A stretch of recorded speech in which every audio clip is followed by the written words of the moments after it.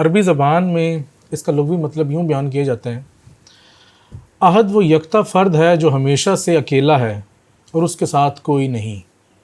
یہ ایسا نام ہے کہ اس کے ساتھ عدد نہیں چل سکتے۔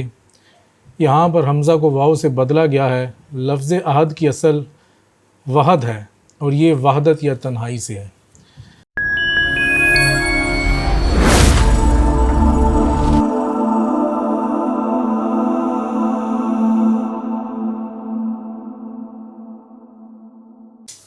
بسم اللہ الرحمن الرحیم۔ السلام علیکم۔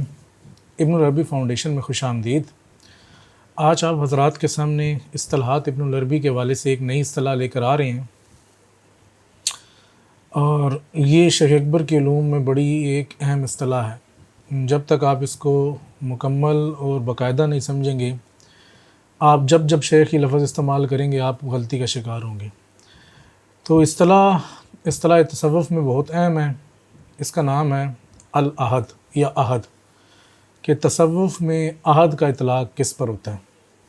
عربی زبان میں اس کا لغوی مطلب یوں بیان کیا جاتا ہے، احد وہ یکتا فرد ہے جو ہمیشہ سے اکیلا ہے اور اس کے ساتھ کوئی نہیں۔ یہ ایسا نام ہے کہ اس کے ساتھ عدد نہیں چل سکتے۔ یہاں پر حمزہ کو واو سے بدلا گیا ہے۔ لفظ احد کی اصل وحد ہے اور یہ وحدت یا تنہائی سے ہے۔ تو بنیادی طور پر اس کا مطلب یہ ہے کہ احد سے مراد وہ ذات ہے جو بالکل یکتا ہو، اکیلی ہو، تنہا ہو، اس کے ساتھ کوئی نہ ہو، لغوی طور پر، چاہے مخلوقات میں سے یا چاہے حق تعالیٰ کے حوالے سے ہو۔ لیکن تصوف میں بنیادی طور پر اس کا اطلاق حق تعالیٰ کے لیے ہوتا ہے۔ اس لیے جب بھی احد کہا جاتا ہے، جس طرح کہ قل هو اللہ احد، چونکہ یہ آیت بڑی مشہور ہے اور اللہ تعالیٰ نے کہا کہ وہ اللہ احد ہے، تو اس احد کی نسبت سے ہر کوئی جب بھی احد کہا جاتا ہے تو فوراً سے اس کا اطلاق حق تعالیٰ پر ہی کرتا ہے۔ قرآن کریم میں یہ لفظ اپنے مختلف اشتقاقات کے ساتھ 53 مرتبہ آیا ہے۔ اللہ تعالیٰ فرماتا ہے، سورہ اخلاص کی آیت پہلی، قل هو اللہ احد، کہہ دو کہ وہ اللہ احد ہے۔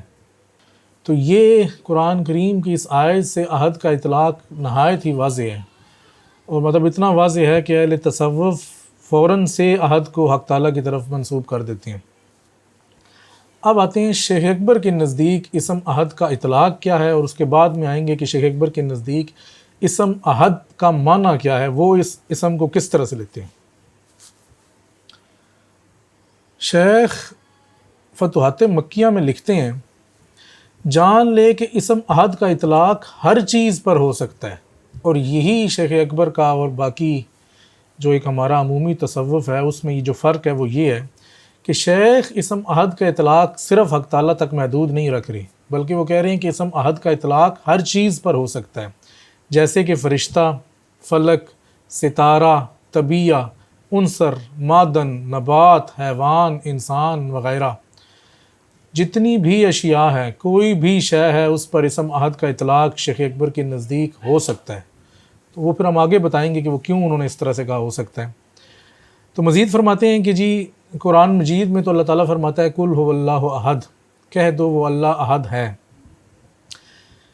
تو قرآن میں یہ لفظ خدائی وصف کے طور پر بیان ہوا ہے، ٹھیک ہے، لیکن اسی ذات نے، یعنی کہ اللہ تعالیٰ نے اپنے ایک اور قول میں اس کو یوں بیان کیا، وَلَا يُشْرِكْ بِعِبَادَةِ رَبِّهِ أَحَدًا، کہ وہ اپنے رب کی عبادت میں احد کو شریک نہ ٹھہرائے۔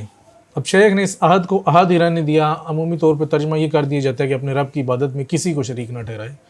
تو وہ کسی کی جگہ شیخ نے کہا کہ جب احد کا لفظ آیا ہے مخلوق کے لیے بھی، تو وہ ایک قرآن سے بھی اس کی ایک نسبت ثابت ہو گئی کہ مخلوق کے لیے یہ وصف جو ہے استعمال کیا جا سکتا ہے۔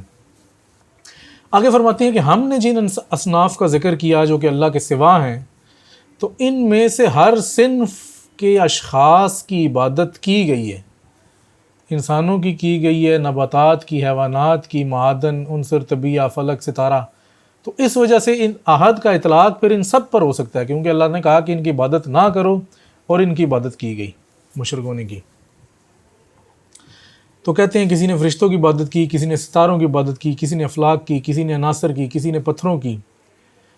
تو یہ شیخ کے نزدیک قرآن کی روشنی میں عہد کا اطلاق ہے کہ عہد کا اطلاق حق تعالیٰ پر تو ہے ہی ہے جو کہ بالکل واضح ہے، لیکن مخلوقات پر بھی ہے کہ جن کی عبادت کی گئی، اور اس میں تمام مخلوقات ہی آ جاتی ہیں۔ اب ہم اس پہ غور کرتے ہیں کہ شیخ کے نزدیک عہد کا اطلاق چونکہ حق تعالیٰ پر بھی ہے، مخلوق پر بھی ہے، تو اس کی وجہ کیا ہے اور وہ کس طرح سے ہے اور وہ کیوں ہے۔ تو حق تعالیٰ کے لیے تو واضح ہے، اور عہد کی نسبت جو ہے عہدیت وہ بھی بالکل واضح ہے۔ حق تعالیٰ کے لیے شیخ اکبر فرماتے ہیں عہدیت وہ ذات مطلق ہے کہ جسے نہ چہرے اپنی آنکھوں سے دیکھ سکتے ہیں، نہ عقول اپنے افکار سے، اور ادراکات کا تعلق تو صورتوں میں تبدیل ہونے والی ذات سے ہے۔ یہ شیخ اکبر کی کتاب الحو میں ذکر ہے اس کا۔ اسی طرح کتاب العہدیت میں فرماتے ہیں عہدیت عہد کا ٹھکانہ ہے، یہاں ایجاب عزت ہے جو کبھی نہیں اٹھتا، یہ حق تعالیٰ کے لیے، لہٰذا عہدیت میں اسے اس کے سوا کوئی نہیں دیکھتا کیونکہ حقائق اس دیکھنے کا انکار کرتے ہیں۔ اچھا، اب سعاد الحکیم اپنی مشہور موجم الصوفی جو کہ اصطلاحات تصوف اور خاص طور پر اصطلاحات ابن العربی کے حوالے سے ان کی کتاب ہے، اس میں لکھتی ہیں شیخ اکبر نے چونکہ نہج قرآنی کو استعمال کرتے ہوئے اسم عہد کا اطلاق اللہ تعالیٰ اور مخلوق دونوں پر کیا ہے، تو ان دونوں وصفوں کے درمیان فرق کرنا بھی لازم ہے۔ شیخ اکبر اس عہدیت کے درمیان فرق کرتے ہیں، اور یہ دو عہدیتیں ہو گئی، ایک عہدیت حق اور دوسری عہدیت خلق۔ تو فرماتے ہیں کہ عہدیت حق جو ہے وہ آپ اس کو معرفہ کر سکتے ہیں، الف لام سے لگا سکتے ہیں، یا العہد کہہ سکتے ہیں، العہدیہ کہہ سکتے ہیں، اور جو دوسری ہے اس کو صرف عہدیہ کہہ سکتے ہیں، یا اس میں جو کہ کثرت ہے اور نکرہ کے معنوں میں آ سکتی ہے۔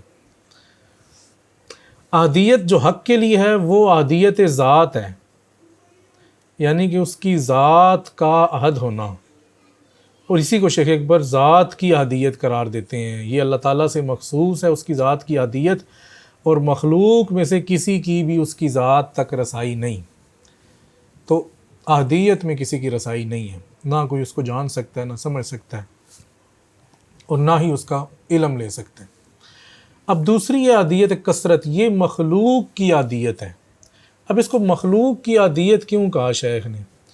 شیخ نے مخلوق کی عہدیت اس لیے کہا، کہتے ہیں کہ ہر کثرت میں ہر شے کی ایک ذات ہے، چونکہ حق تعالیٰ کی ایک ذات ہے تو ہم نے اس کی ذات کی یکتائی کو عہدیت قرار دے دیا۔ یکتائی کا مطلب ہے کہ اس جیسی کوئی ذات نہیں۔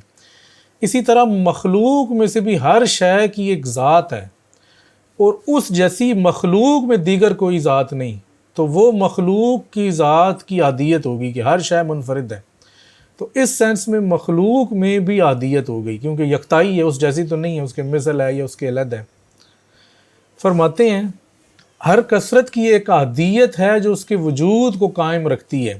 وجود سے مراد اس کا انفراد ہے، کیونکہ اگر وہ انفرادی حیثیت اس کی مٹ جائے تو پھر دوسری اور اس میں کوئی فرق نہیں رہے گا، اس کے فرق کو قائم رکھتی ہے، اور اسی عہدیت سے اس کے وجود کی حفاظت ہوتی ہے، اور یہ شے دوسری اشیاء سے متمیز ہوتی ہے۔ اس کو ہم کہتے ہیں عہدیت کثرہ، یعنی کہ مخلوق کی عہدیت۔ تو فی الحال کے لیے ہم آج کی اپنی اس مختصر سی ویڈیو کا اختتام اسی ایک موضوع پہ کرتے ہیں، عہد اور عہدیت۔ لفظ عہد کا اطلاق حق تعالیٰ کے لیے، مخلوق کے لیے شیخ اکبر کے نزدیک، اور عہدیت کا اطلاق حق تعالیٰ کے لیے، مخلوق کے لیے۔ اپنی کسی نیکسٹ ویڈیو میں ہم عہدیت حق اور عہدیت خلق کے بارے میں تھوڑی سی مزید تفصیل شیخ کے کلام میں سے بتائیں گے، جس میں سے یہ واضح ہوگا کہ عہدیت حق کیا ہے اور عہدیت خلق کیا ہے۔ تو اس وقت تک کے لیے اجازت دیجیے۔ السلام علیکم ورحمۃ اللہ وبرکاتہ۔